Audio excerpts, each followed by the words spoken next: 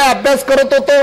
AR मधनं त्यांनी बरोबर कोऑपरेटिव्ह चळवळीमध्ये आपल्या ज्ञानाचा उपयोग चांगल्या पद्धतीने केला. मनोरमा परिवार आपल्या बरोबर आहे, AG पाटील इन्स्टिट्यूट आहे, आणि आमचे माझ्याच नंतर संगमेश्वर महाविद्यालयात MSc झालेले आप्पासाहेब केदार, त्यांची धर्मपत्नी, अतिशय चांगल्या पद्धतीने त्यांनी श्री स्वामी समर्थ कोचिंग क्लासेस काढलेत.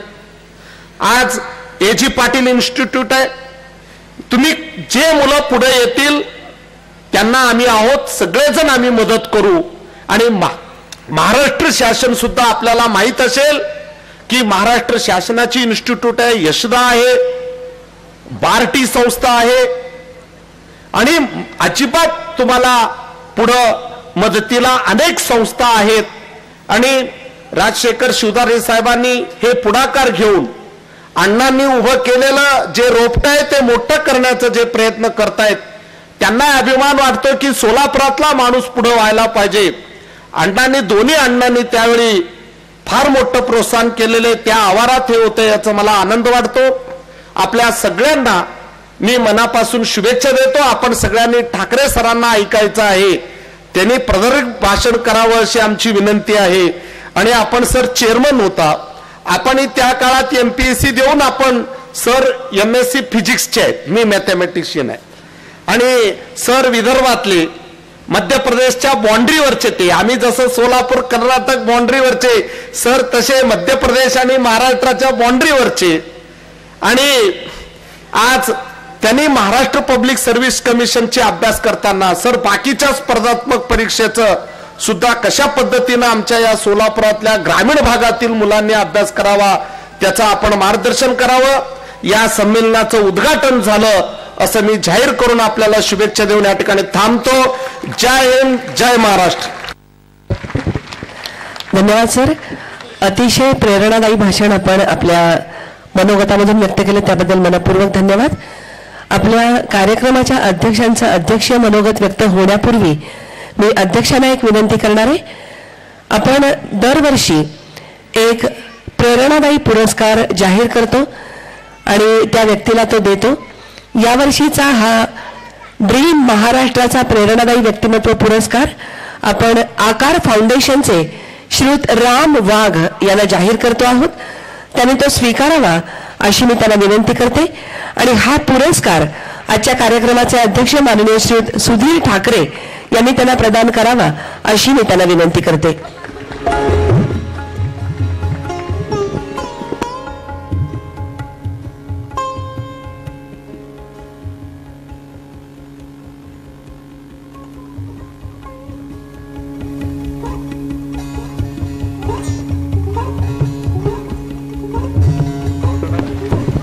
ज्या प्रमाणात विद्यार्थी आहेत त्या प्रमाणात टाळ्या वाजत नाहीयेत. नाश्ता कमी पडलाय का?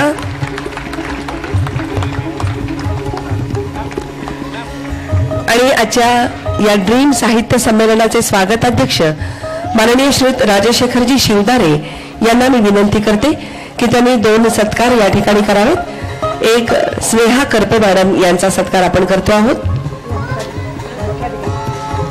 मुख्याधिकारी म्हणून त्या कार्यरत आहेत.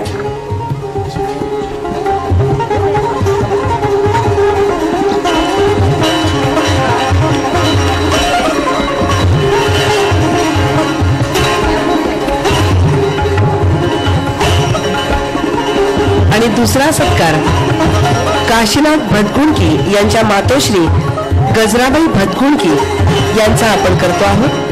हाही सत्कार स्वागताध्यक्ष माननीय राजशेखरजी शिवदारे यांनी करावा अशी मी त्यांना विनंती करते.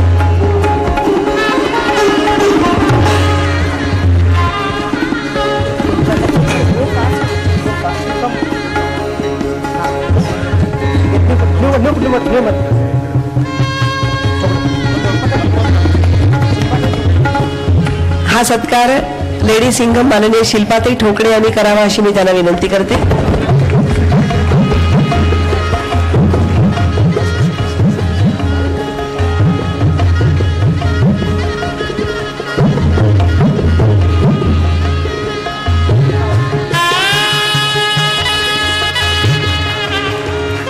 धन्यवाद. आणि यानंतर अध्यक्षीय मनोगत व्यक्त करण्यासाठी मी आमंत्रित करते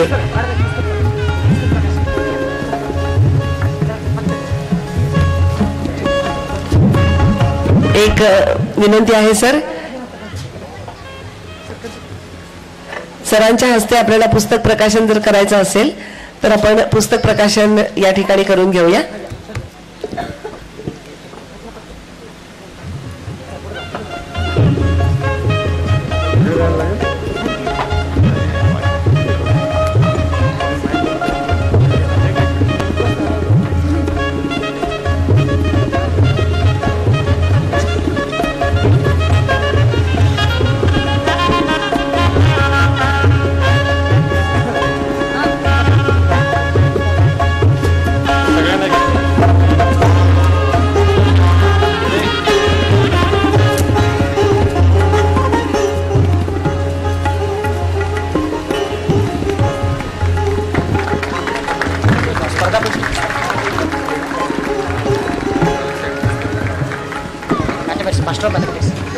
मास्टर ऑफ मॅथमॅटिक्स या पुस्तकाचं प्रकाशन आता झालेलं आहे. आणि यानंतर शिवतेज प्रकाशनाच्या वतीनं नंदुरबारसाठी 51,000 रुपयांची पुस्तकं आपण प्रदान करतो आहोत.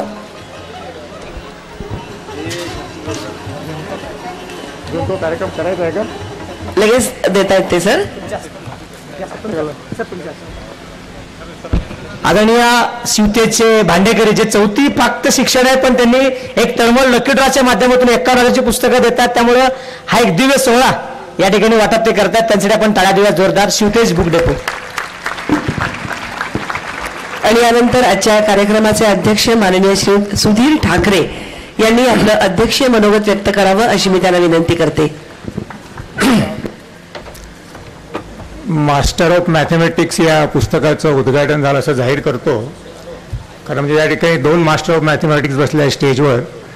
एक अमूर्त स्वरूपातलं पुस्तक आहे आणि दुसरं मूर्त स्वरूपातले कलशेट्टी आहे, ते मास्टर ऑफ मॅथमॅटिक्स आहेत, MSc आहे. चांगला योगायोग आहे की एक पुस्तक आणि एक प्रत्यक्ष असे 2 माणसं या ठिकाणी बसलेले आहेत. या कार्यक्रमाचे सर्व उपस्थितांना मी श्रीयुत काशीनाथ अप्पासाहेब केदार, श्री सिद्धेश्वरजी, राजशेखर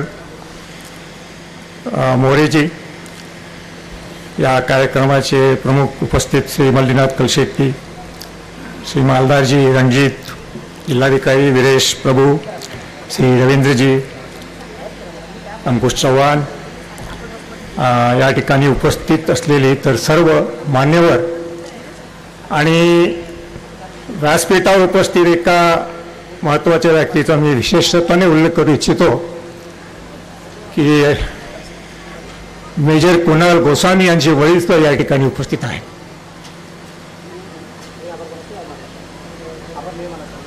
मला नेहमीच या फोर्सेसबद्दल अतिशय आकर्षण राहिलेलं आहे. जरी माझ्या किरकोळ ध्येयष्टीकडे तुम्ही पाहून तुम्हाला वाटलं असेल की या माणसाला फोर्सेसचं एवढं आकर्षण का पण आहे, कारण असं आहे, मला अजूनही आठवतात 1965च्या युद्धात मी कदाचित 6व्या-7व्या वर्गात असेल त्यावेळेस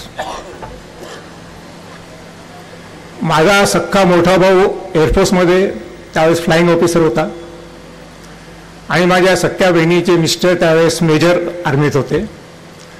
65च्या युद्धात जेव्हा दोघे युद्धामध्ये लढत होते तेव्हा घरात माझ्या आईची, वडील नव्हते आम्हाला त्यावेळेस, वडील एक्सपायर झाले होते, पण माझ्या आईची, माझी आणि माझ्यापेक्षा छोटी बहीण या सगळ्यांची स्थिती काय होती मला अजूनही आठवते.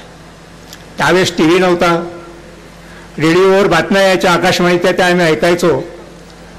आणि एखाद दिवशी बहिणीच्या नवऱ्याचं नाव येतं का की भावाचं नाव येतं का अशी सुद्धा माझ्या आईला नेहमी त्यावेळेस चिंता पडायची. सुदैवाने दोघेही लढाई करून आले. थोडा सत्कार आमच्या त्या भागात त्यावेळी त्यांचा झाला. पण अशा तऱ्हेचं नशीब कुणाला त्या नशिबात नव्हतं, पण त्याच्यापेक्षाही मोठं नशीब त्यांनी केलं देशासाठी. त्याला प्रत्यक्ष आपला वीरमरण पत्करता आलं. आणि सांगायची गोष्ट मी हे तुम्हाला का सांगतो याचं कारण तुम्हाला पुढे लक्षात येईल. माझ्या भावाचा मुलगा नंतर एअरफोर्समध्ये गेला, बहिणीचा मुलगा सुद्धा आर्मीमध्ये गेला, आज तो कर्नल आहे, दुसरा मेजर फ्लाइंग ऑफिसर आहे. सांगायचं अर्थ की ज्या ज्या कुटुंबात अशा तऱ्हेने आर्मीसाठी एअरफोर्समध्ये आपली मुलं गेली आणि समजा त्यांना हुतात्मा व्हावं लागलं तरी सुद्धा त्या मुलांचे आई वडील माझा मुलगा हुतात्मा झाला, माझा पती हुतात्मा झाला, माझ्या मुलाला मी पाठवणार नाही असं कधी म्हणत नाही. ही एक महत्वाची लिगसी आहे. म्हणजे IASच्या पोरांनी IAS व्हावं अशी जशी लिगसी आहे आणि तिथे आपण नातं मुरडतो, पण या ठिकाणी का मुरडत नाही बरं. आज इंडियन एअरफोर्स, आर्मी, नेव्हीमध्ये ऑफिसर्सच्या 16,000 जागा रिकाम्या आहेत. Why can't we go beyond MPSC आणि UPSC? ते महत्वाचं नाही आहे का? ते करिअर नाही आहे का?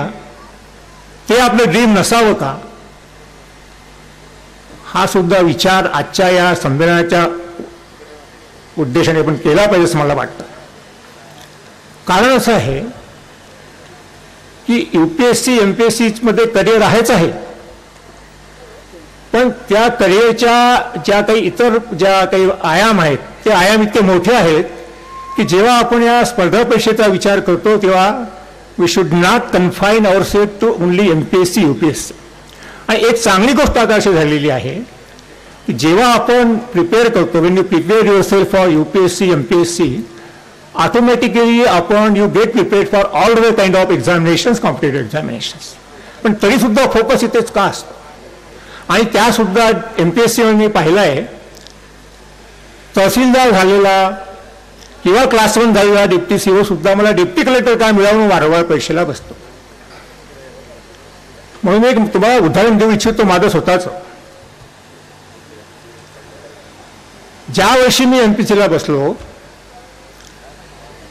त्या वर्षी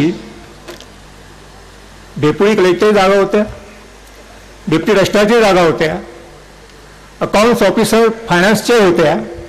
त्यावेळी डेप्टी COचं कार्ड अस्तित्वात आलंच नव्हतं म्हणून त्या होत्या. माझा पहिला प्रिफरन्स डेप्टी कलेक्टरला नव्हता and I was topping that years MPSC. माझा पहिला प्रिफरन्स DDRला होता. मग अशी मल्लीनाथ म्हणले, माझ्या बॅच बरोबर जे डेप्युटी कलेक्टर झाले ते बाय प्रमोशन माझ्यानंतर 3 वर्षांनी आयत झाले. कदाचित मी झालो असतो नसतो, पण मी सिलेक्शननी झालो, त्यांच्या आधी 3 वर्ष झालं. त्याच्यामुळे सांगायचा उद्देश असा आहे की UPSC MPSC साठी तयारी करताना आपण इथे अनेक ब्रँचेस आहेत त्याचा विचार आपण केला पाहिजे. कारण तुम्हाला सांगतो मी, 1937ला जेव्हा आपली महाराष्ट्र लोकसेवा आयोग स्थापन झाला त्यावेळेस काही महाराष्ट्र लोकसेवा आयोग नव्हता. That time there provincial selection commissions. म्हणजे त्यावेळेसचं ते provincial Bombay public service commission जे होतं त्याचं ज्युरिडिक्शन कराचीपासून तर खाली बेळगावपर्यंत होतं. 3-4 राज्याचं ज्युरिडिक्शन त्याचं होतं. या 4 राज्यामधनं मला अजून आठवतं पहिले चेअरमन त्यावेळेचे ते ब्रिटिश असायचे, कारण त्यावेळेस आपल्या इंडियन लोकांना काही चेअरमन करायचे नाही. तर first chairman of that public commission was a British officer आणि एकच मेंबर त्यावेळेस असायचे, एक चेअरमन आणि त्याच्या एक मेंबर. 1937ला the world member who was there, तुम्हाला सगळ्यांना सांगायला मला माहिती देतो, कारण सिंध कराचीपासून तर खालीपर्यंत असल्यामुळे मुंबई सहित सगळा एरिया त्याच्यामध्ये होता. आणि 1 मेंबर जो होता त्यावेळेस त्याचा मेंबर पब्लिक सर्व्हिस कमिशनचा तो म्हणजे शहानवाज भुट्टो, जे बेनजीर भुट्टो आहे त्यांचे आजोबा. He was one of the member of that. आणि सिलेक्शन किती व्हायचं वर्षात? This 1 member and 1 chairman were selecting the post for all 3-4 states. आज जे 4 स्टेट आहे त्यांचं एकटे सिलेक्शन करायचे. वर्षाला सिलेक्शन 14 व्हायचं, 14. एक्झिक्युटिव्ह इंजिनियर तर त्यावेळेचं ज्युरिडिक्शन एक्झिक्युटिव्ह इंजिनियर सिलेक्शन व्हायचं त्यावेळेच्या पब्लिक सर्व्हिस कमिशनमधून त्यावेळेचे एक एक्झिक्युटिव्ह भेटले मला.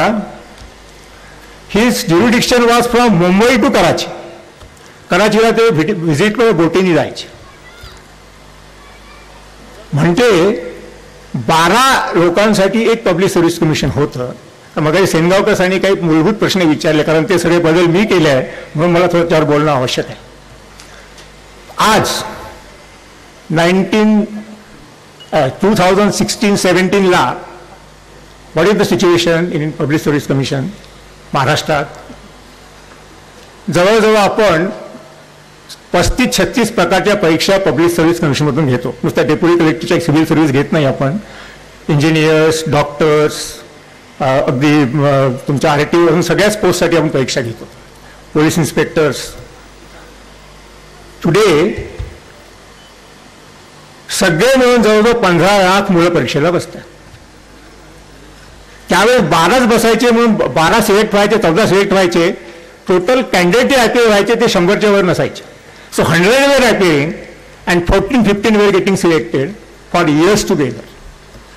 टुडे जास्तीत जास्त सगळ्या ज्या जागा पब्लिक सर्व्हिस कमिशनमधून निघतात वर्षाला, म्हणजे मला आठवतं मॅक्झिमम म्हणजे MPSCच्या इतिहासात 1962 पासून तर 2012 मी चेअरमन पद सोडलं. त्या सगळ्या वर्षामध्ये 2010ला सगळ्यात जास्त रिक्रुटमेंट पब्लिक सर्व्हिस कमिशनमधून झालं महाराष्ट्राच्या, ते होतं 6500. सो 6500 कॅन्डिडेट्स वेर सिलेक्टेड वेन 15 लाख वर अपिअर्ड. 15 लाखातनं 6500 सिलेक्ट झाले. रेशो तुम्ही काढा. कदाचित जेव्हा एक मुलगा सिलेक्ट होतो तेव्हा त्यातले 299 एक 300 कदाचित चॉईस येत असेल. 299 get selected rejected. Does it mean की ते 299 नालायक आहेत, त्यांना काही येत नाही, त्यांना अक्कल नाही? असं नाही. कॉम्पिटिशन इतकी वाढली आहे की आपल्याला त्याचा विचार करावा लागेल. म्हणून तुम्हाला माझं एक सांगणं आहे की जसं सेनगावकर साहेबांनी सांगितलं की when you should start your preparation. Yes, you cannot start up graduation, you have to start right when you are SSC matriculate right from there you have to start your preparation. तुम्ही सुरू केले पाहिजे preparation तुम्ही. But while knowing when you have to start, you should also know you should stop. मला 14 वेळा जेव्हा मुलं appear होतात पब्लिक सर्व्हिस कमिशनमध्ये, आणि म्हणून त्यासाठी मी तरी चेअरमन असेपर्यंत मी हे वय वाढवण्याचं अतिशय सरकारला अगदी मानलंच नव्हतं. किती वय वाढवणार तुम्ही? याच्यामध्ये एक विचार करा की त्या मुलाचं शेवटी काय होणार जर तो वयाच्या 36व्या वर्षापर्यंत परीक्षा देऊन जर तो यशस्वी नाही होऊ शकला. तो कॉम्पिटंट नाही म्हणून नाही, तर या कॉम्पिटिशनमुळे it is not a question of his competency, it is a question of the severe competition. आणि मग त्याच्यामध्ये सगळे मार्गाचे बंधन आहे, इतर सुद्धा सगळे जे ॲव्हेन्यू ते बंधन आहे, त्या मुलाचं फ्रस्ट्रेशन किती वाढत असेल. त्यामुळे जसं आपण सुरुवात केव्हा करायची, अर्ली सुरुवात केली पाहिजे, पण कुठे थांबायचं हे आपण विचार केला पाहिजे. म्हणून मी तरी कमीत कमी माझे चेअरमन असेपर्यंत जेव्हा वय वाढवायचा प्रश्न आला, मी 31ला सुद्धा राजी नव्हतो. 28 आणि बॅकवर्ड क्लासचं धरून 33, आता आपण 38पर्यंत गेलो. 40-42 काही कॅटेगरीला वय आहे. तर त्याच्यामध्ये तो मुलगा सिलेक्ट होईल नाही हा प्रश्न वेगळा, पण त्याचं आयुष्य आपण कुठे हे करतोय हा विचार करायला पाहिजे. पण हा एक मला पहिला तुम्हाला संदेश द्यायचा आहे की आपण सुरुवात लवकर करावी, तयारी करावी, पण असलेली कॉम्पिटिशन आणि त्याच्यातून निर्माण होणाऱ्या जॉब्स आणि शेवटी मिळणारं यश याचा कुठेतरी विचार करून आपण कुठे थांबायचं. आणि न थांबायचं म्हणजे इथे थांबायचं नाही, इतर कुठले कुठले ॲव्हेन्यूज आहेत याचा विचार केला पाहिजे. मी सांगितलं 14,000 जागा फोर्सेसमध्ये रिकाम्या आहेत, कोणी ते जात नाही, सिलेक्शन होत नाही असं नाही, इंटेकच कमी आहे. हा एक महत्त्वाचा मुद्दा. दुसरा एक महत्त्वाचं ऑब्झर्वेशन जे माझं आहे ते मगाशी सेनगावकरांनी सांगितलं की या ऑब्जेक्टिव्हमुळे फारच लिमिटेशन, पोरांची प्रगल्भता कदाचित याच्यात येत नाही. आता मी चेअरमन नाही आहे त्यामुळे काही गोष्टी मला उघड्या करायला हरकत नाही. मी MPSCला बसलोही आहे, MPSCचा चेअरमनही होतो, UPSCला बसलोही आहे. MPSCचा चेअरमन असताना दिल्लीला UPSCचे इंटरव्ह्यू पण घ्यायला गेलेलो आहे, इंटरव्ह्यू पण घेतले आहे. सो दोन्ही बाजू मला माहिती आहे. इंटरव्ह्यू देणारही मी होतो MPSCमध्ये, UPSCमध्ये इंटरव्ह्यू घेणारही मी होतो MPSC UPSCमध्ये. पण त्याच्यामध्ये मला काय जाणवतं, पर्टिक्युलर MPSCच्या बाबतीत सांगतो. तुम्हाला सांगितलं 34-35 प्रकारच्या परीक्षा आपण घेतो. जवळजवळ 140-45 वेगवेगळ्या काडरचं सिलेक्शन होतं. Technical cadre, doctors, non technical, engineers, आपले सिव्हिल सर्व्हिस, प्रोफेसर्स, सगळ्या तऱ्हेच्या याच्यामध्ये जागा आहेत. Police inspectors. तर आपण सर्व्हिसकडे बघताना किंवा शासकीय सर्व्हिसकडे बघताना आपला दृष्टिकोन काय हाही एक महत्वाचा मुद्दा याच्यामध्ये मला आपल्या सगळ्यासमोर आणायचं. एक उदाहरण तुम्हाला मी देईल. एज्युकेशन ऑफिसरची एक क्लास 2ची आपल्याकडे पोस्ट होती. मला आठवतं मी जेव्हा MPSCला बसलो तेव्हा एज्युकेशन ऑफिसर ही डेप्युटी कलेक्टर, त्यावेळी डिप्टी सिव्हिल कॅडर नव्हतं, मग deputy collector, deputy registrar cooperative society आणि एज्युकेशन ऑफिसरच्या परीक्षा एकत्र कॉम्पिटेटिव्हमध्ये व्हायच्या, क्लास 2च्या आणि क्लास 1च्या. नंतर काही वर्षांनी आय डोंट नो काय झालं, पण सरकारने सांगितलं की नाही, एज्युकेशन ऑफिसर क्लास 2 साठी BEd हे एक ॲडिशन त्याच्यामध्ये करून टाकले. कधी BEd कॉलेज खूप झाले, पॉलिटिकल लोकांनी सांगितलं की BEd केल्याशिवाय तुम्ही घेऊ नका वगैरे काय, आय डोंट नो, पण झालं. मी जेव्हा लक्षात आलं की काही त्या डिप्टी एज्युकेशन ऑफिसरला शिकवावं लागत नाही, त्यामध्ये पोरांचं मानसशास्त्र हे हीच अ प्युअरली ॲडमिनिस्ट्रेटिव्ह ऑफिसर्स पोस्ट. म्हणून मी एक सरकारला सांगितलं की तुम्ही ही जी पोस्ट आहे ह्या पोस्टची BEd कॉम्पिटिशन काढून टाका आणि याला तुम्ही will tag it with the general competitive examination. Deputy collector, deputy registrar, tehsildar उभा डिप्टी एज्युकेशन ऑफिसरची आपण परीक्षा घेऊ. सरकारने मान्य केलं. आम्ही जाहिरात दिली, कारण तोपर्यंत आपली मेन परीक्षा होऊन गेली होती, म्हणून जाहिरात दिली. आय वॉज एक्सपेक्टिंग त्याची क्वालिफिकेशन काय, सिम्पल ग्रॅज्युएट, जशी डेप्टी कलेक्टरला असते तशी सिम्पल ग्रॅज्युएट क्वालिफिकेशन होती. BEd काढून टाकलं होतं. पोलीस सब इन्स्पेक्टरला हे ग्रॅज्युएट क्वालिफिकेशन आहे. RTO इन्स्पेक्टरला हे टेक्निकल आहे पण ग्रॅज्युएट कॉम्पिटिशन आहे. सेल टॅक्स इन्स्पेक्टरला सुद्धा ग्रॅज्युएटच क्वालिफिकेशन आहे, तिथे काय BCom वगैरे पाहिजे असं नाही आहे. So police inspector, sale tax inspector, the qualification is graduation, पण that is class 3 post, class 3 मधली वरच्या लेवलची post. Education officer class 2 post. BEd काढून टाकलेला. नॅचरली आय वॉज एक्सपेक्टिंग की जर आपल्या पोलीस इन्स्पेक्टरला 5 लाख पोरं अर्ज करतात, सेल टॅक्स इन्स्पेक्टरला 4 लाख पोरं अर्ज करतात, that is a lower post, lower salary, lower status.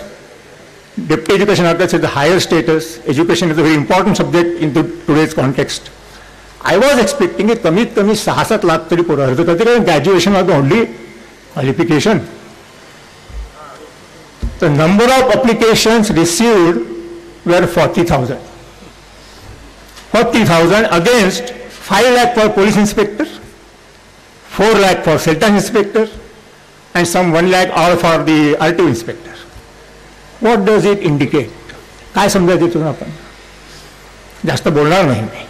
म्हणजे ग्लॅमर म्हणून आपण सेवेमध्ये येतो का, की whether really if you want to serve, status नाही आहे का, आहे त्या पोस्टमध्ये स्टेटस, पण whether you want a status आणि यू वॉन्ट अ ग्लॅमर, हाही कुठे विचार केला पाहिजे आपल्याला. त्या पोस्ट कमी दर्जाचे असं मला म्हणायचं नाही, पण आपले ॲटिट्यूड आणि आपले ॲप्टिट्यूडचा विचार सुद्धा आपण केला पाहिजे.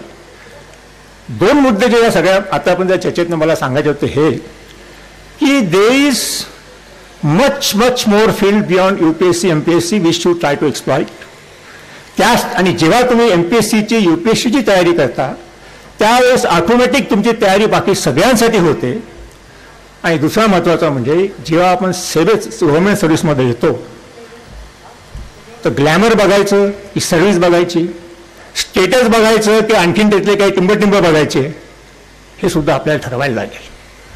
आणि म्हणून जेव्हा इंटरव्ह्यू तुम्ही जेव्हा कोणी आपल्याला उत्तर देता की why you want join the government service, मला गावात मी हसतो पुष्कळदा, I want to serve my state, I want to serve my country म्हटलं थोडा जरा विचार करायला लागतो की वेदर हे पोटात नाही की ओटात नाही याचा विचार करावा लागतो.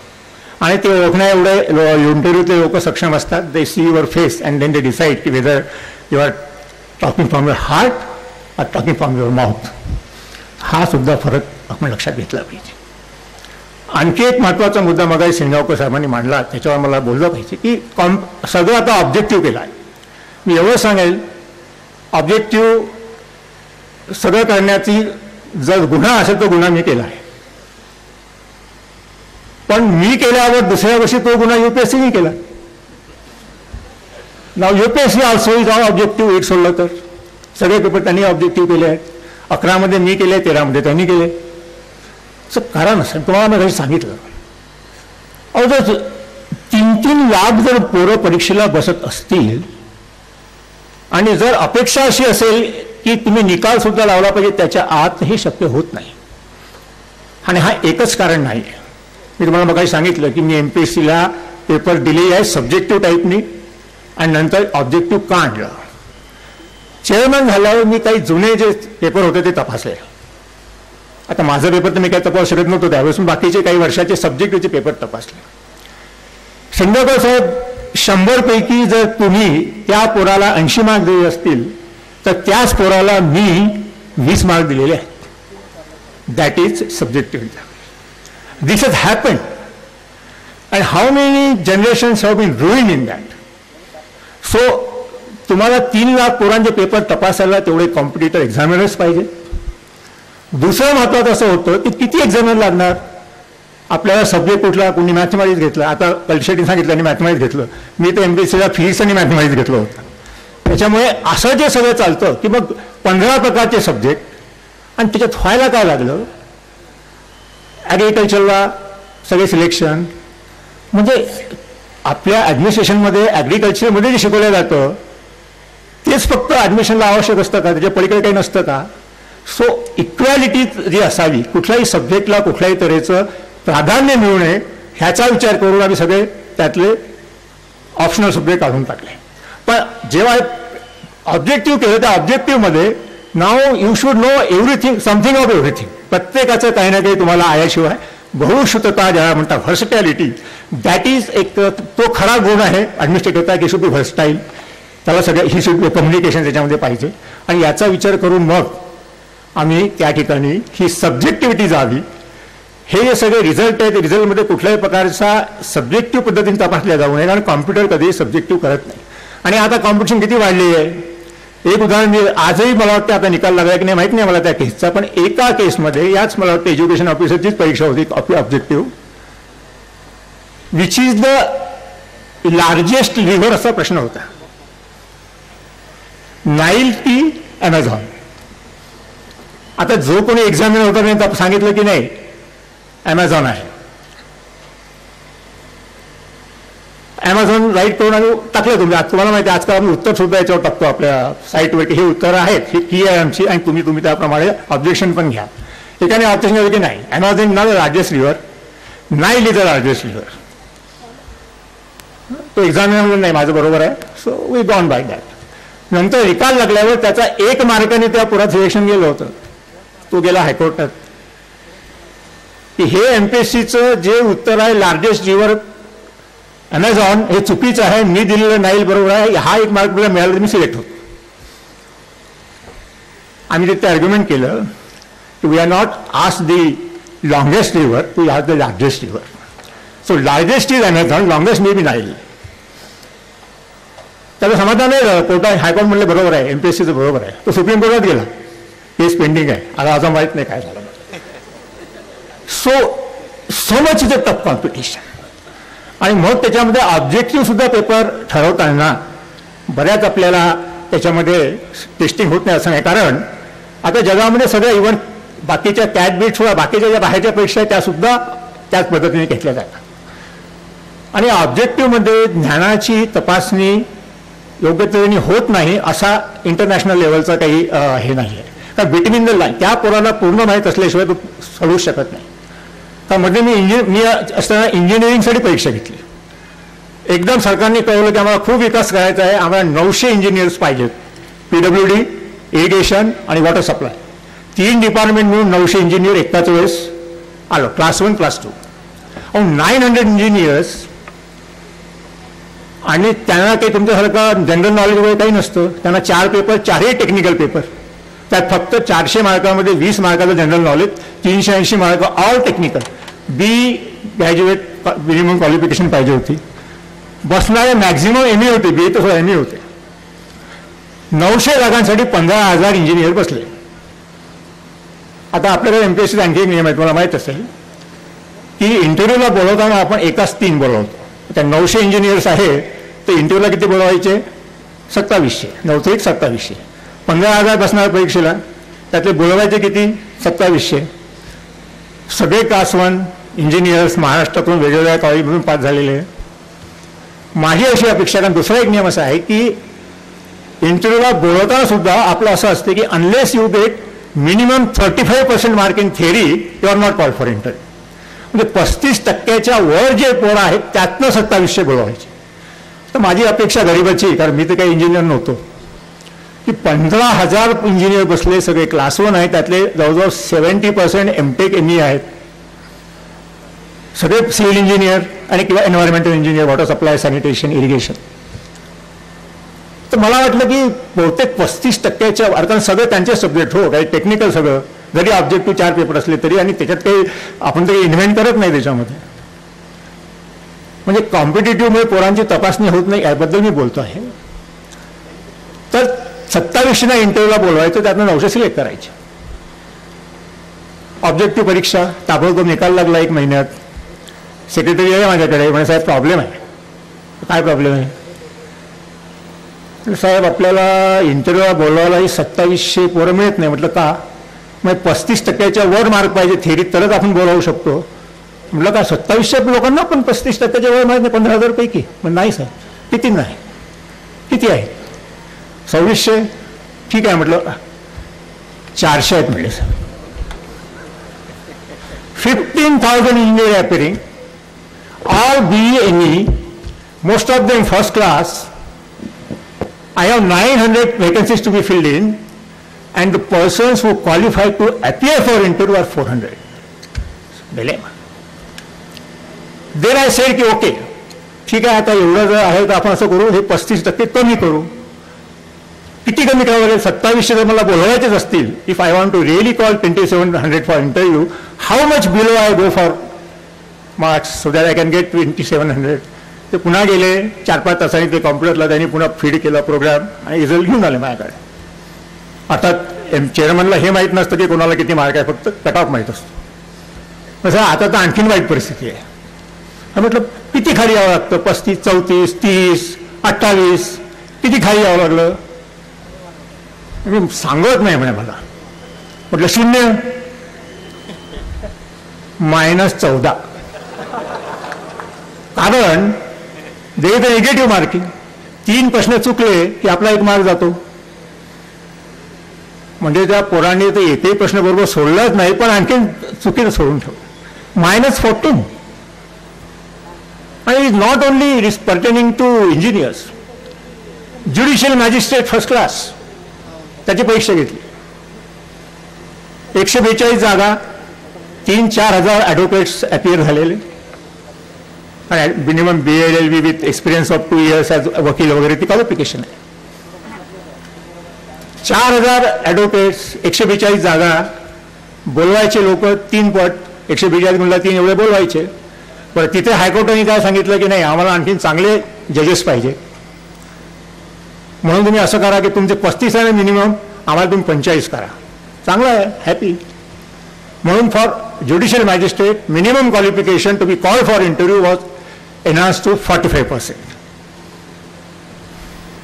142 जागा म्हणजे जवळजवळ 350-400 तेवढ्या, म्हणजे 425 वगैरे पोरांना बोलायचं इंटरव्ह्यूला. 5-6 हजार ॲडव्होकेट अपील झालेले. 36-37 पोरांना फक्त मार्क, हो 45%च्या वर. So this is the situation. म्हणून मग मला प्रश्न पडतो की अशा तऱ्हेच्या कोचिंग सेंटरची गरज इथे निर्माण होते. जर एखादं नुसतं ग्रॅज्युएट म्हणून जर समजा मुलगा पास झाला, तर त्याला का बरं या सगळ्या परीक्षेत तो बसू शकत नाही आणि कॉम्पिटेटिव्ह होऊ शकत नाही? कारण ultimately there is a different way of preparing for the competitive examinations. So while I am advising you that you should not confine yourself only to UPSC, MPSC, but you should go beyond that. There are many avenues which are available.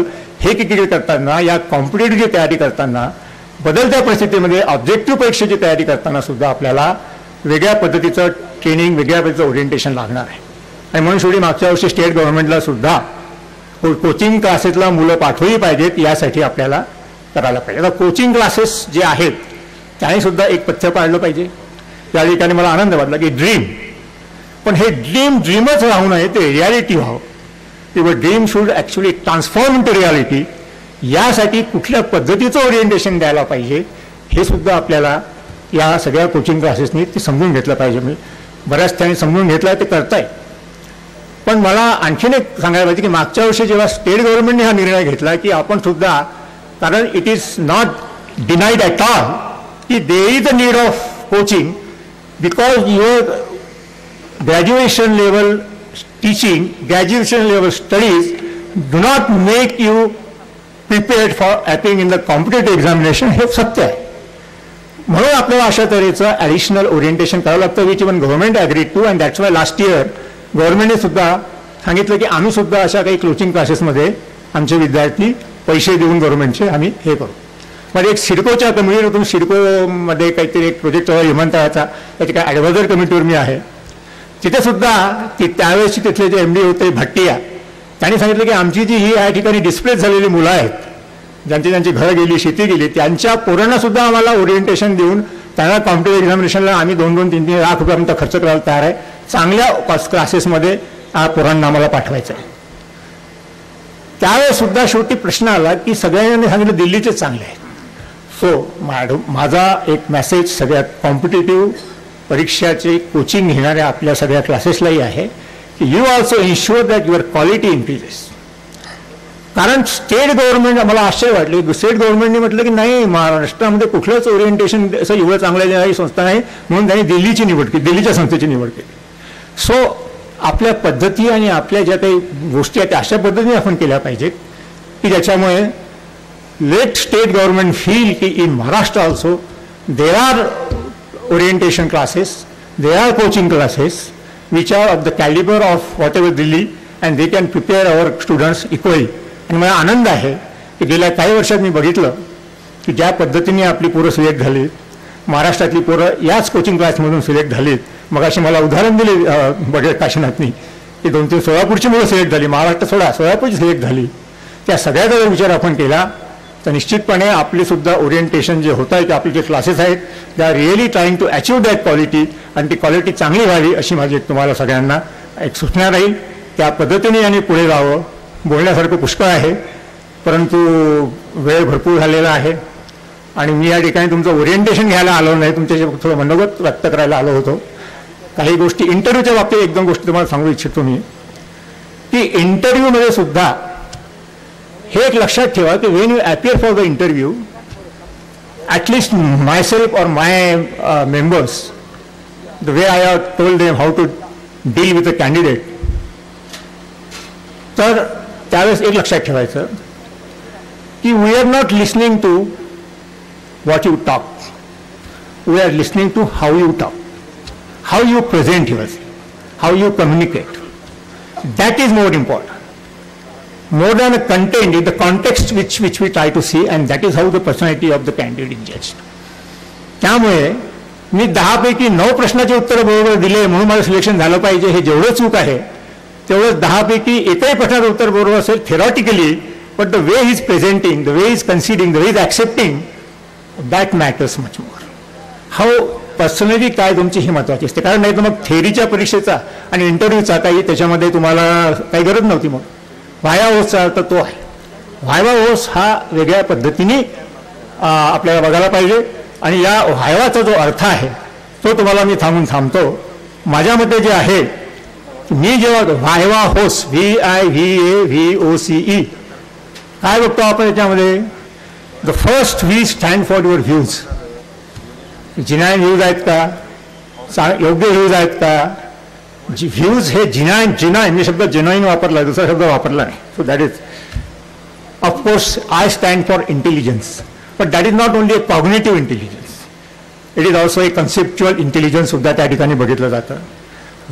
Third V stand for व्हर्सटॅलिटी, बहुश्रुतता ही फार महत्वाची असते. You should know something of everything. आणि म्हणूनच आपले जे आता विषय आहेत आपल्या MPSC मध्ये किंवा UPSC मध्ये सगळे विषय, सायन्सच्या स्टुडंटला सुद्धा नाही पहिले मी सोशलॉजी घेऊन पास होतो असं राहिलं नाही. आता आपल्याला सगळे जे पेपर आहेत सगळ्यांना सगळं माहीत पाहिजे. तेव्हाच कुठे आपल्याला त्याच्यामध्ये म्हणजे नॉलेज वाईज भावसुद्धा पाहिजे आणि कन्सेप्च्युअल सुद्धा तुम्हाला भावसुद्धा पाहिजे.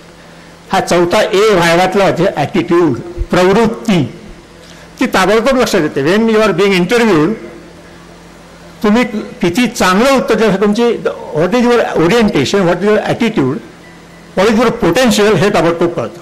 आणि म्हणून त्यातनं पुढचा वेळ तो व्हिजन. ह्या सगळ्यातनं त्या पोराची व्हिजन कळते. ती व्हिजन अतिशय महत्त्वाची असते.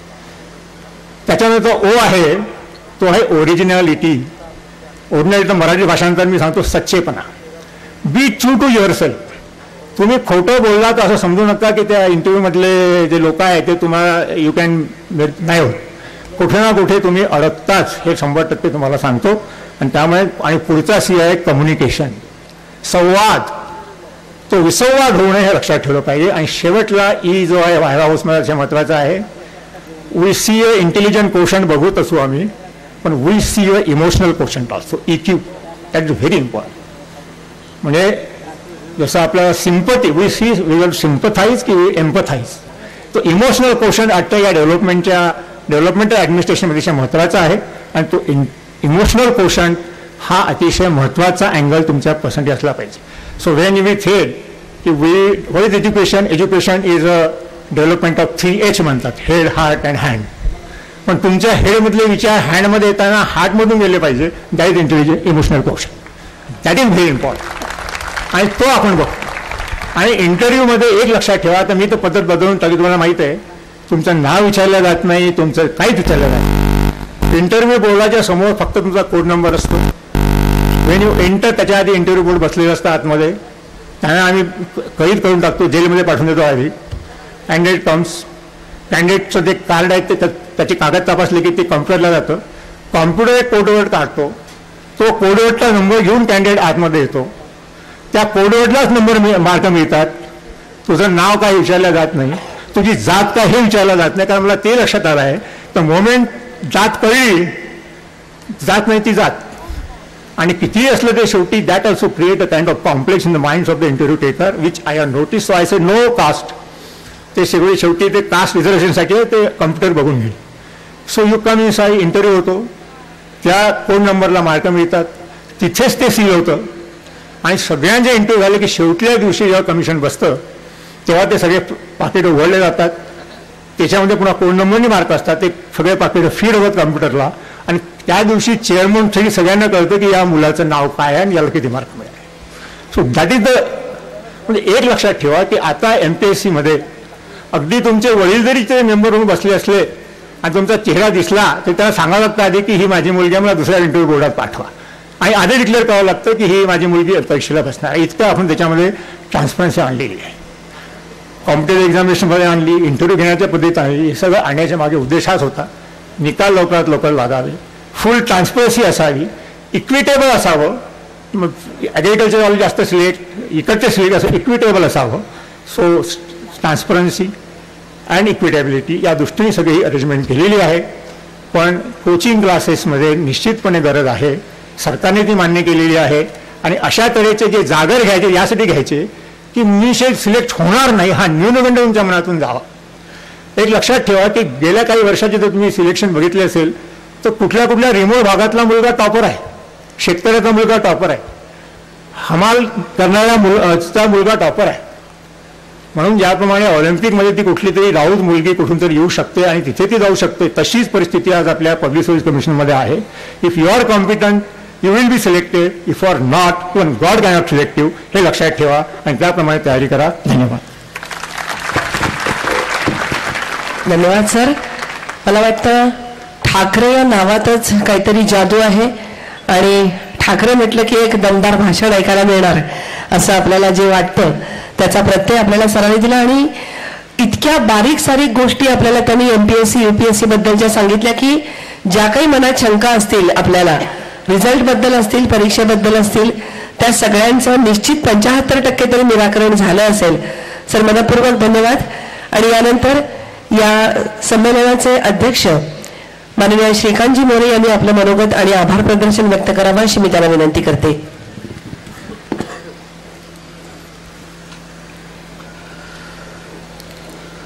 वक्रतुंड महाकाय सूर्यकोटी समप्रभ निर्विघ्नं कुरु मे देव सर्व कार्येषु सर्वदा. या ठिकाणी या द्विम स्पर्धा परीक्षा जागर साहित्य संमेलनाचं उद्घाटन आमचे स्नेही सोलापूर जिल्ह्याचा बुलंद आवाज आणि प्रशासकीय सेवेतील अतिशय दांडगा अभ्यास असलेले माननीय कलशेट्टी साहेब जिल्हाधिकारी नंदुरबार यांनी नुकतंच जाहीर केलेलं आहे. आत्ताच आपण ज्यांचं मनोगत ऐकलं, मी या ठिकाणी जरी असलो आणि माझ्या समोर बसलेले सर्व बंधू भगिनी, आपण खरंच अतिशय एका भाग्यवान क्षणाचे साक्षीदार आहोत. कारण आमच्या सर्व्हिस करिअरमध्ये सेवानिवृत्त होईपर्यंत पब्लिक सर्व्हिस कमिशनच्या अध्यक्षाचं एवढं स्पष्ट मनोगत ठाकरे साहेब, आम्ही खरंच भाग्यवान की आम्हाला ऐकायला मिळालं.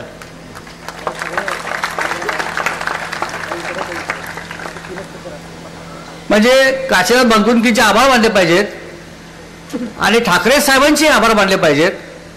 कारण त्यांनी या ठिकाणी येऊन अशा एका छोट्या साहित्य संमेलनाच्या जागर संमेलनाच्या ठिकाणी आपली भूमिका जी आज स्पष्ट केलेली आहे, तो प्रत्येक शब्द न शब्द ठाकरे साहेब आमच्या तरुण मित्रमैत्रिणींनी निश्चितपणे त्यांच्या मनामध्ये कोरलेला असेल. आणि आजच्या या कार्यक्रमामुळे कदाचित अनेक नवीन अधिकारी महाराष्ट्राच्या सेवेमध्ये असतील, केंद्र सरकारच्या सेवेमध्ये निश्चितपणे भविष्यामध्ये यशस्वी होतील. या जिल्ह्याचे जिल्हाधिकारी माननीय रणजित कुमार साहेब, सोलापूर शहराचे पोलीस आयुक्त माननीय सेनगावकर साहेब, माननीय वीरेश प्रभू साहेब, पोलीस अधीक्षक सोलापूर, सोलापूर जिल्ह्याच्या विद्यापीठाचे कुलगुरू माननीय डॉक्टर, त्याचप्रमाणे माननीय सिद्धेश्वर पाटील साहेब, ए.जी. पाटील इन्स्टिट्यूटचे अध्यक्ष आप्पासाहेब केदार, आणि या संपूर्ण विचार मंचासाठी ज्यांचे हातभार लागलेले आहेत. असं म्हटलं जातं की योजक असता तो दुर्लभ. कुठलंही एखादं आयोजन करत असलं, कुठली एखादी योजना असली तर त्या योजनेची अतिशय सखोल पद्धतीने आखणी करणं आणि ती आखणी करत असताना हा सर्व बॅलन्स सांभाळणं हे एक अत्यंत अवघड गोष्ट असते. आईन्स्टाईनने असं म्हटलं होतं की life is like a bicycle. जीवन एक सायकल चालवण्यासारखं आहे. जोपर्यंत तुम्ही सायकलवर पायडल मारत असता आणि त्या सायकलीला एक ठराविक वेग असतो, तोपर्यंत तुमचं संतुलन हे कायम टिकून असतं. पण ज्या वेळेला तुम्ही पायडल मारायचं थांबता, त्यावेळेला तुमचं संतुलन, तुमचं बॅलन्स तुम्हाला सांभाळता येत नाही. आणि म्हणून सतत जीवनाचा प्रवास एकदा सुरू झाला की तो अखेरपर्यंत आपल्याला थांबवता येत नाही. कुठेही त्याला थांबा नसतो. सतत तुम्हाला प्रवास चालू ठेवावा लागतो, जन्मापासून तो मृत्यूपर्यंत. याच्यामध्ये अनेक टप्पे येतात. आणि म्हणून आईन्स्टाईनचं वाक्य, आईन्स्टाईन एक सायंटिस्ट होता, हे जीवनाला किती समर्पक लागू होतं हे स्पर्धा परीक्षेच्या या आजच्या साहित्य संमेलनाच्या माध्यमातून मी या ठिकाणी नमूद करत आहे. मी जरी अध्यक्ष असलो साहित्य संमेलनाचा, तरी या ठिकाणी सातत्याने गेले पुढचे 2 दिवस तुमच्याबरोबर बोलण्याची संधी मला मिळणार आहे. आज या ठिकाणी मलाही अत्यंत औत्सुक्याचा माझा विषय होता, ते आमच्या सहकार खात्यामधून ज्यांनी प्रगतीची शिखरं गाठली ते माननीय ठाकरे साहेब यांचं मनोगत ऐकणं. आणि खऱ्या अर्थानं आम्ही भाग्यवान ठरलेलो आहोत. कारण ज्या छोट्या छोट्या गोष्टी त्यांनी सांगितलेल्या आहेत त्या आमच्या स्पर्धात्मक परीक्षा दृष्टिकोनातून अत्यंत महत्त्वाच्या आहेत. मित्रांनो, मी दुसरा एक छोटा मुद्दा या ठिकाणी घेणार आहे. मी 5 ते 7 मिनिटं माझं थोडक्यात मनोगत मांडणार आहे आणि या कार्यक्रमाचं पहिल्या सत्राचा समारोप आभार प्रदर्शन करणार आहे. आज असं म्हटलं जातं, अनेक साहित्यिक प्राचार्य मंडळी या ठिकाणी उपस्थित आहेत. शिक्षण प्रक्रियेमध्ये पहिलीपासून 10वी, 10वी ते 12वी, 12वी ते कॉलेज सर्व प्रकारची, मग आर्ट्स असेल, सायन्स असेल, कॉमर्स असेल, इंजिनिअरिंग असेल, सर्व पदवी परीक्षेच्या विद्यार्थ्यांकडे जेव्हा समाजामध्ये कोणी मत व्यक्त करतं तेव्हा ते मत व्यक्त करताना असं म्हणतात की आजच्या विद्यार्थ्यांना दिशा नाही, आजच्या विद्यार्थ्यांना काही कळत नाही, आजच्या विद्यार्थ्यांना योग्य पद्धतीनं मार्गदर्शन मिळत नाही, किंवा आजचे विद्यार्थी आपल्या भविष्याबद्दल विचार करत नाहीत, ते गाफील आहेत. वस्तुस्थिती तशी आहे का? मित्रांनो, तुम्ही जर समाजामध्ये अत्यंत जागरूकपणे पाहत असाल तर अशाच पद्धतीचा आजचा हा कार्यक्रम आहे.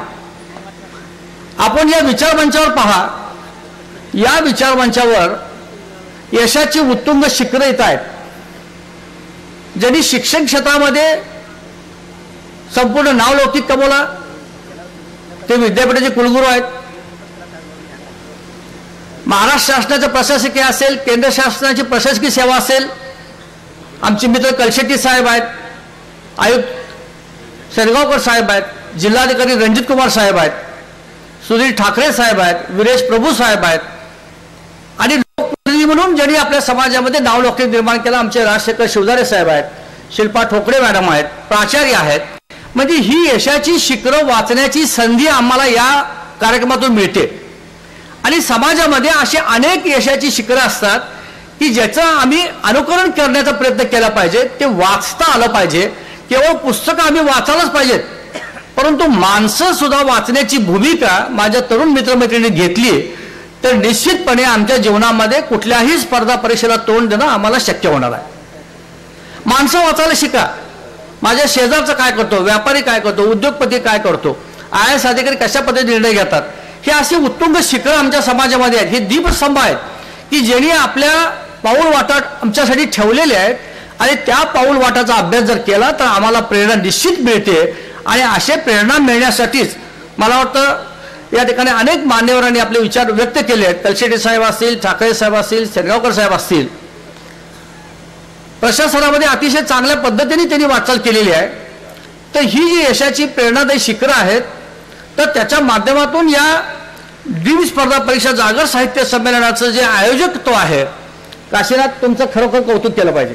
काशीनाथसाठी मोठ्या टाळ्या तुम्ही द्या. कारण मला स्वतःलाच या कार्यक्रमाचा अध्यक्ष होण्यापेक्षा आज याकडे विचार ऐकताना एक धन्य वाटलं.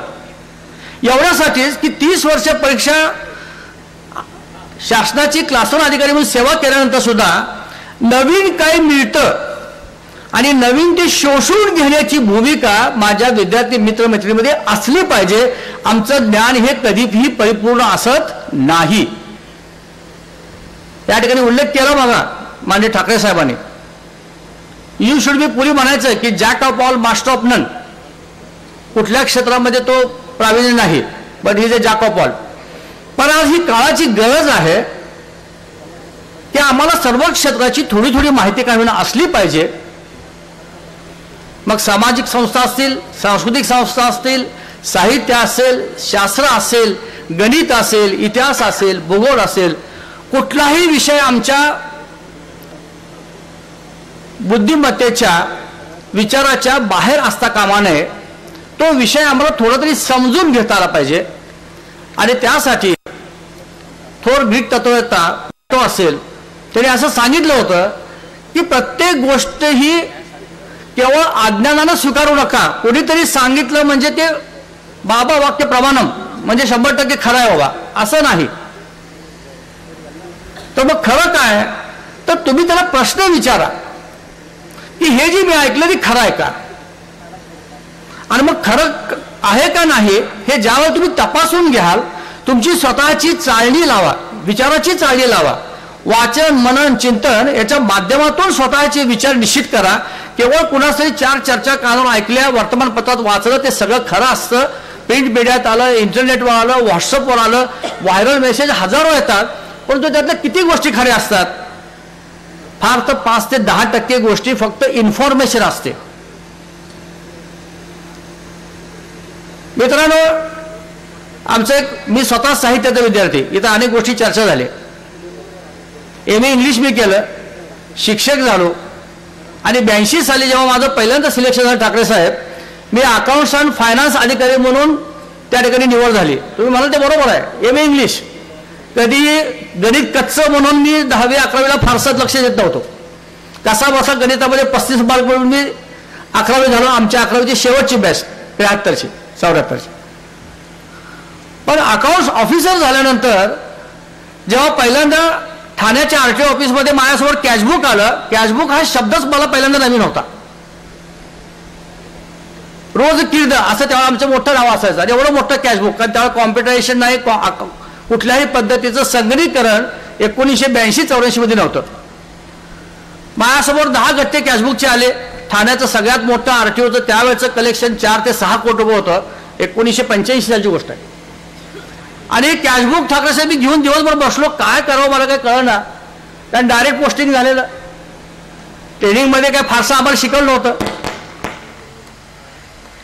हे मुद्दा मी एवढ्यासाठी शेअर करतोय की जीवनात कधी हार मानायची नसते. मी जर जमत नाही म्हणून सोडून दिलं असतं तर मला त्या 5-6 वर्ष अकाउंट्स ऑफिसरच्या पद्धतीतून बाहेर पडावं लागलं असतं. पण मी निर्णय घेतला की नाही, आपण अभ्यास करू, अकाउंटन्सी पहिल्यापासून शिकतो. मुंबईच्या बाजारात घेतलो, बाटलीबाईचं एवढं मोठं पुस्तक, आज कदाचित 500 रुपये किंमत असेल, पण त्यावेळेला मला 5 रुपये मिळालं होतं. 5 रुपये स्वस्ताही तेवढी होती. क्लास्ट ऑफिसरचा पगारच मुंबईमध्ये मला आठवते 600 अधिक 500 1100 1150 पगार होता. ते पुस्तक घेतलं, मी क्लास लावला मुंबईत एका ठिकाणी.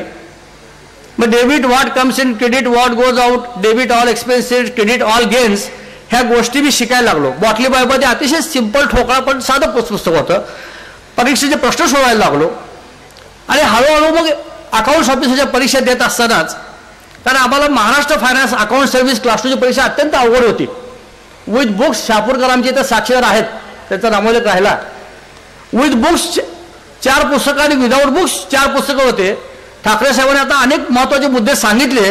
मलाही तो मुद्दा सांगितला पाहिजे की साहेब, चार्टर्ड अकाउंटंट झालेले फायनान्स ऑफिसर सुद्धा त्या परीक्षेमध्ये नापास व्हायचे, डिपार्टमेंटच्या परीक्षेमध्ये. असं क्वचित घडत असेल. आणि 85 सालची गोष्ट सांगतो, जवळजवळ 12 अधिकाऱ्यांना शासनाने परीक्षा पास झाले नाही म्हणून सस्पेंड केलं होतं, नोकरीतून कमी केलं होतं. आणि एवढं प्रचंड टेन्शन असताना सुद्धा स्पर्धेला जर उतरलो तर आपण बचेंगे तर और भी लढेंगे, माघार घ्यायची नाही, या उद्दीने आपण तिथं लढलं पाहिजे. ही माझ्या तरुण मित्रमैत्रिणीला आपण मला जाणीवपूर्वक सांगायची गोष्ट आहे. मी अधिक या खोलात जाणार नाही, 2 मिनिटांमध्ये मला सभागृहाकडे यायचं आहे. पण सांगण्याचा उद्देश असा आहे की जीवनामध्ये अनेक अडचणी आल्या, अनेक पद्धतीची सामना करण्याची प्रवृत्ती हे प्रशासकीय सेवेत येत असते. ती आम्हाला सुरुवातीपासून असली पाहिजे. आणि म्हणून या ठिकाणी मी एवढंच सांगेन की माझ्या मित्रमैत्रिणींना अनेक प्रकारची माहिती मिळत असते, पण लक्षात ठेवा, information is not knowledge. You must know something, you must read it, but it is always not a knowledge. Then what is knowledge? ज्ञान म्हणजे काय? तर ज्ञानाची जी प्रक्रिया असते ती आपण वेगळ्या पद्धतीने स्वतःच्या वाचल्यानंतर ती माहिती समजून घेणं. 2 × 2 4 कसं आलंय, 4 × 4 16 कसं येतं, हे जसं गणितामध्ये ताळा पडताळा आपल्याला घेता येतो, तसं ज्ञानाचा सुद्धा आपल्याला काही गोष्टीची माहिती सविस्तरपणे घेता आली पाहिजे. आपण माहिती घेते चिंतन केलं पाहिजे, आपले विचार केले पाहिजेत. मी नेहमी असं म्हणतो की केवळ पर्सनॅलिटी म्हणजे काय, रंगावरती तुम्ही जाऊ नका. गोरा गोमटा असला म्हणजे तो MPSCला सिलेक्ट होतो, उंचापुरा असला, कोड घातला म्हणजे सिलेक्ट होतो, असं बिलकुल मनात ठेवू नका. Colour is not important. What is important? Important is what is inside you.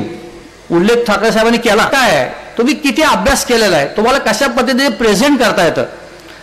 आपण बघितलं असेल की सर्व मान्यवरांमध्ये आमच्या सगळ्यात ज्येष्ठ आणि श्रेष्ठ, ज्याला माता ही आमची गुरु असते, तसे मान्य कुलगुरू या ठिकाणी उपस्थित आहेत. पण ते अत्यंत कमी बोललेले आहेत. याचा अर्थ विद्यापीठ कुलगुरू आहेत, याचा अर्थ त्याला ज्ञान आहे का? प्रचंड ज्ञान आहे. ज्याच्याकडे खूप ज्ञान असतं तो नेमका कमी शब्दामध्ये आशय व्यक्त करतो. ज्ञान नसलेला माणूस मात्र खूप बोलतो. आणि म्हणून जास्त बोललं